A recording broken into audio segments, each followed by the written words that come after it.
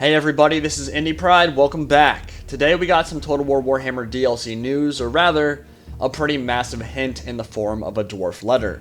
If you've been paying attention to the DLC news for the Beastmen and the Grim in the Grave DLC, you'd know that these letters are always released on Facebook just before DLC is officially announced. The letter is hinting at a Lord pack for the Dwarfs and Greenskins, similar to the Grim in the Grave that was released for the Empire and Vampire Counts not too long ago. Now, I'm definitely a little bit surprised we won't be getting Wood Elves next after the comparatively long wait since the last Grim in the Grave DLC, but it does make sense that Dwarfs and Greenskins will be put on even footing again in terms of content before another race gets added, and hopefully this means CA is taking extra time and care in molding the Wood Elves with new gameplay mechanics and adding the vast majority, if not the entire, 8th edition army book. I'll read the Dwarf Letter verbatim here, and then we can talk about what it actually means. Just a side note, it is not written in Khazalid, so that we can actually read the teaser. I don't know about you guys, but I don't read Dwarven runes very well, so that's why they wrote it in English. To Master Ironbrow, the Angron clan is eternally in your debt for supporting Karak over the past decade. As I call the clan and gather the throngs for my 4th attempt to retake King Lun's hold, your voice, along with the High King's, has been the loudest in favor. Where other, more cautious, I would vouch craven, guilds have even dared to suggest that the peaks remain lost to the Kara's Anchor, your staunch support has shamed their objections to silence. I will remember their opposition to this expedition. It will not be forgotten, just as I will not forget my debt to you. As promised, should I recapture what is rightfully mine, then all of the secrets that have been hidden will be yours to scrutinize, and for Azul to profit from. The day draws near when we march forth.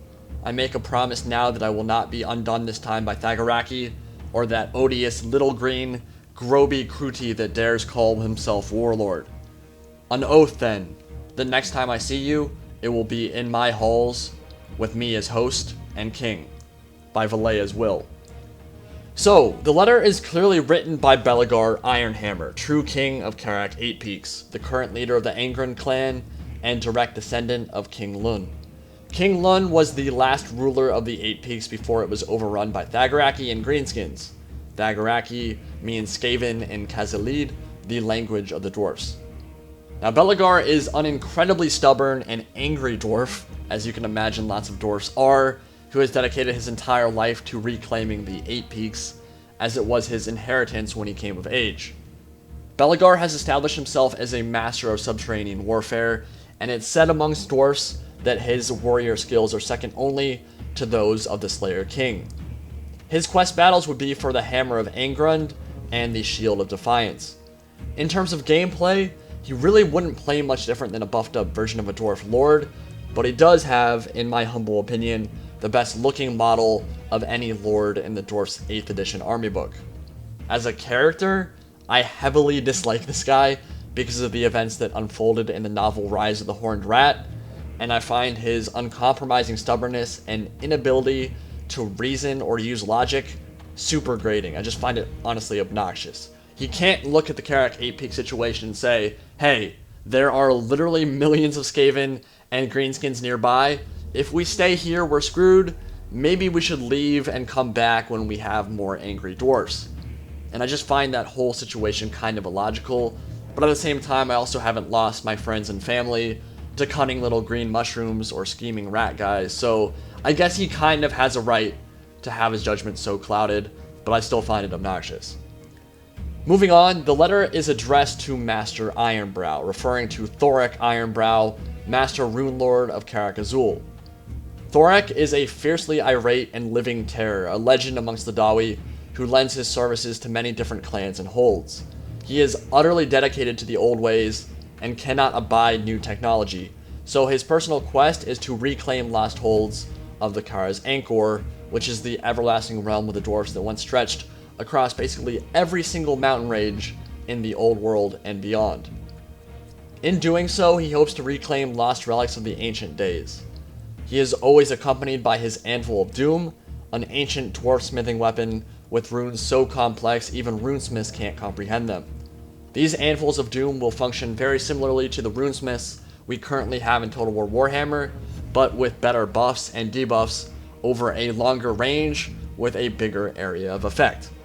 His quest will be for the Clad Brakak, an anvil-headed rune hammer that does magic damage and can destroy enemy characters' magic items. That would be really cool if Creative Assembly decided to add that feature, being able to literally eliminate the Galmoraz that someone's brought with Karl Franz from the battlefield would be really nice, and just prevent them from using that ability whatsoever. It would be a really cool feature. And his other quest would be for Thorek's rune armor. Now I expect to see both lords make it in this pack because they both have magic items and are relatively important Dwarf Lord characters in the 8th edition army book. Thorek Ironbrow is definitely a more exciting choice in my opinion, because his playstyle will be very different from the other Lord characters we currently have in the game, because he'll be mounted on an Anvil of Doom and be a buff Lord rather than someone who runs into melee combat. But at the same time, Belegar is the main leader of Karak Eight Peaks and has a fierce rivalry with the character that I'm about to bring up in a little bit. As for generic lords for the Dwarfs, I would say there is a 99% chance Runelords with an Anvil of Doom mount will be added, and that would then leave Demon Slayers and Dragon Slayers as the only Lord or hero choices not currently in the game. Don't know if they'll be added in this pack or not, we'll see soon enough. Bolt Throwers and Dwarf Rangers would presumably be added alongside this DLC.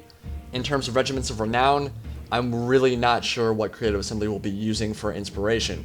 I looked for a similar 8th edition campaign supplement book to the Sigmar's Blood campaign that CA used for the Grim in the Grave DLC, and I was unsuccessful in finding anything like that. So, as a quick aside, if anybody has a list of all the 8th edition campaign supplement books and could share that with me, that would be greatly appreciated, because it would make these videos a lot easier, and then I could then do a much better job projecting who will be the Regiments of Renown each time a Lord pack is added. But yeah, my research so far couldn't find anything like Sigmar's Blood revolving around Karak Eight Peaks or a fierce rivalry between the Greenskins and the Dwarfs. So if you have an idea where they might be taking inspiration from for this, please leave that in the comment section below. Now there is the other side of the equation, and that is the Greenskins. Who is Belegar referring to when talking about a goblin calling himself Warlord? Well, there's no other answer, it has to be Skarsnik, Warlord of the Eight Peaks and the most powerful night goblin in the World's Edge Mountains. He is the chieftain of the Crooked Moon tribe and is always accompanied by his giant cave squig pet named Goblin. Now Skarsnik is arguably one of, if not the most intelligent and cunning greenskins in the history of the species, and has earned the utter hatred of the Dwarfs and Skaven with his cunning traps and shrewd ambushes and basically genocide that he's led against those two factions. He literally has his own chapter filled with the atrocities he's committed against the Dawi. Belegar Ironhammer and Skarsnik have a fierce rivalry and utterly despise one another, as you might imagine, and each have come close to killing each other numerous times in the past. In a few instances, the runes on Belegar's shield protected him from becoming mush inside Goblin's mouth as the squig attempted to devour him. Skarsnik's quest will be for his Prodder, which should be able to shoot a unique magic missile, and for Gobla, the giant cave squig. Now, Goblin bosses and Goblin shamans are already in the game as heroes, and thus far we haven't seen any generic lords also be generic hero choices, or vice versa, so I don't think we'll see those become lord characters, but instead, I think we'll see Savage Orc or Black Orc bosses coming as lord characters, as they're the only generic characters not currently represented in the game. Now remember that Wurrzag the Great Green Prophet will more than likely also be launching alongside this pack as a free lord for the Greenskins. He was announced as free LC long before the game came out, and although that would mean the roadmap for future free content would no longer be in the correct order, I definitely expect to see Wurrzag alongside this Greenskins and Dwarfs Lord pack. Wurrzag is a savage orc shaman of mystical powers that uses spells from the Big Wa lore of magic, and in addition he also has a unique spell called Wurrzag's Revenge that can turn an opponent's wizard into a squig. That would be a fantastic spell addition to the game, and I definitely hope to see it get added. On tabletop, it only has a, I think, 1 in 6 chance of succeeding, So hopefully they make it as powerful and as hard to land as it is on the tabletop, because turning a wizard into a literal squig would be incredibly satisfying 1 in 6 times. I would love to see that get added. His quest items will be for the Baleful Mask and the Bonewood Staff, and his mount choice should be a unique warboar called Spleen Ripper. In terms of units, I think we've all been waiting for squigs at this point, and I expect plenty of those variants to be added alongside this DLC. They're a big part of the Orcs and Goblins Warhammer 8th Edition Army book, and they are forever connected with Skarsnik. You can't have a Skarsnik DLC without squigs. It's just not possible. It doesn't work.